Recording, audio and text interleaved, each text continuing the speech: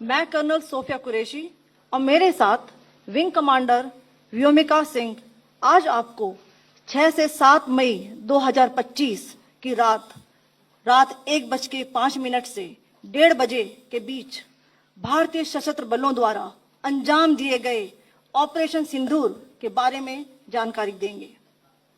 Operation सिंदूर 22 अप्रैल को पहलगाम में हुए विभत्स आतंकवादी हमले के शिकार मासूम नागरिकों व उनके परिवारों को न्याय देने के लिए लॉन्च किया गया था। इस कार्रवाई में 9 टेररिस्ट कैंप्स को टारगेट किया गया और पूरी तरह से इसे बर्बाद किया गया। पाकिस्तान में पिछले 3 दशकों से टेरर इंफ्रास्ट्रक्चर का निर्माण हो रहा है। इसमें recruitment, indoctrination centres, training areas व लॉन्च पैड शामिल थे, जो पाकिस्तान और पाक अधिकृत जम्मू कश्मीर POJK दोनों में फैले हैं। Operation Sindoor was launched by Indian Armed Forces to deliver justice to the victims of Pahalgam terror attack and their families. 9 terrorist camps were targeted and successfully destroyed. Over the last 3 decades, Pakistan has systematically built terror infrastructure. It is a complex web of recruitment and indoctrination centers, training areas for initial and refresher courses, and launch pads for handlers. These camps are located both in Pakistan as well as Pakistan-occupied Jammu and Kashmir areas. Some of the well-known training camps are located, as you can see on the screen. They are distributed from Sawai Nala in the north, counting to approximately 21, ending at Bhagalpur to the south. इन लक्ष्यों का चयन विश्वसनीय intelligence सूचनाओं के आधार पर हुआ ताकि आतंक गतिविधियों की रीढ़ तोड़ी जा सके, और यह खास ध्यान दिया गया कि निर्दोष नागरिकों और सिविलियन इंस्टॉलेशन को नुकसान न पहुंचे। The selection of these targets for Operation Sindoor was based on credible intelligence inputs and role of these facilities in perpetrating the terror activities. The locations were so selected to avoid damage to civilian infrastructures and loss of any civilian lives. This was done with due diligence, and the camps selected for targeting and their engagement will now be shown to you one by one. POJK के targets मैं आपको बताना चाहूंगी। सबसे पहले सवाई नाला camp Muzaffarabad, जो कि POJK के लाइन ऑफ कंट्रोल से 30 किलोमीटर दूर है। यह एक लश्कर तौयबा का ट्रेनिंग सेंटर था। 20 अक्टूबर 2024 सोनमर्ग, 24 अक्टूबर 24 गुलमर्ग, 22 अप्रैल 2025 पहलगाम, इन हमलों के आतंकियों ने यहीं से प्रशिक्षण लिया था। सैयदना बिलाल कैंप जफराबाद, यह एक जैश ए मोहम्मद का स्टेजिंग एरिया है। यह हथियार, विस्फोटक और जंगल सर्वाइवल ट्रेनिंग का केंद्र भी था। गुलपुर कैंप कोटली, यह LOC से 30 किलोमीटर दूर था। लश्कर तौयबा का बेस था, जो रजौरी पुंछ में सक्रिय था। 20 अप्रैल 2023 को पुंछ में और 9 जून 2024 को तीर्थ यात्रियों के बस हमले में यहीं से आतंकी को ट्रेन किया गया था।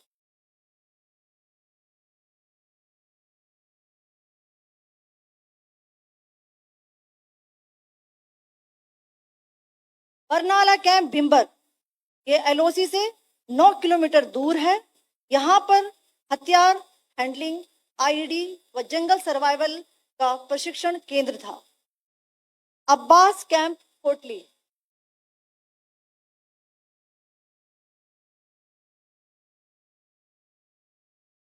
यह LOC से 13 किलोमीटर दूर है। लश्कर तौयबा का फिदाइन यहाँ तैयार होता था। इसकी कैपेसिटी 15 टेररिस्ट को ट्रेन करने की थी।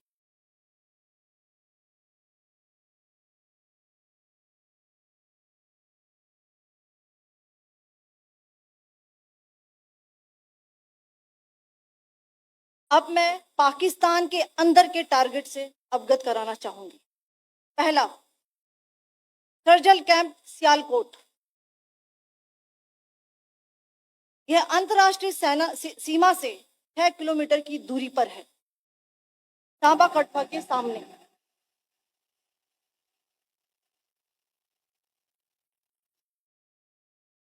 मार्च 2025 में जम्मू एंड कश्मीर पुलिस के 4 जवानों को जो हत्या की गई थी, उन आतंकवादियों को इसी जगह पर ट्रेन किया गया था। दूसरा, महमूना जाया कैंप सियालकोट। यह 18 से 12 किलोमीटर आईबी से दूर था। हिजबुल मुजाहिदीन का बहुत बड़ा कैंप था। ये कठुआ जम्मू क्षेत्र में आतंक फैलाने का नियंत्रण केंद्र था। पठानकोट एयरफोर्स बेस पर किया गया हमला भी इसी कैंप से प्लान और डायरेक्ट किया गया था। मरकज ताइबा मुरीद के, यह आईबी से 18 से 25 किलोमीटर दूरी पर है। 2008 के मुंबई हमले के आतंकी भी यहीं से प्रशिक्षित हुए थे।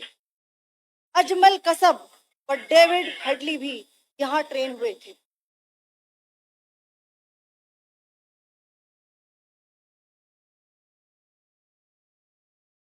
आगे दूसरा आया।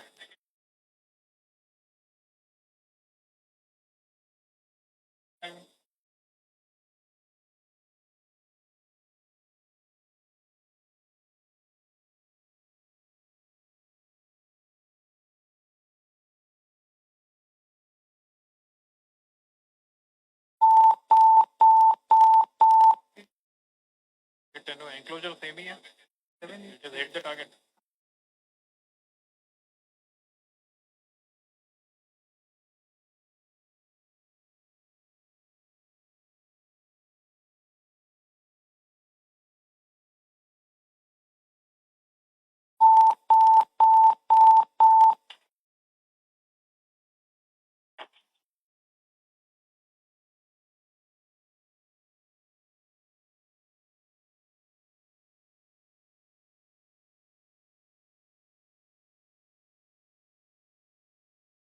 मरकज सुभान अल्लाह भावलपुर ये इंटरनेशनल बाउंड्री से 100 किलोमीटर दूर है। जैश ए मोहम्मद का मुख्यालय था। यहाँ पर रिक्रूटमेंट, ट्रेनिंग व इंडोक्ट्रिनेशन का केंद्र भी था। शीर्ष आतंकी अक्सर यहाँ आते थे। मैं आप सबको बताना चाहती हूँ कि किसी भी सैन्य ठिकाने का निशाना नहीं बनाया गया और अभी तक किसी तरह की नागरिक क्षति की रिपोर्ट नहीं है। धन्यवाद। जय Hind. The strike on the terror camps were undertaken through precision capability, as shown to you. A niche technology weapons with careful selection of warheads was ensured so that there will be no collateral damage. The point of impact in each of the target was a specific building or a group of buildings.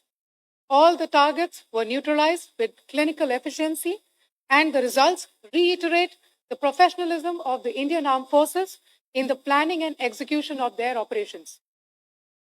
No military establishments were targeted. India has demonstrated considerable restraint in its response.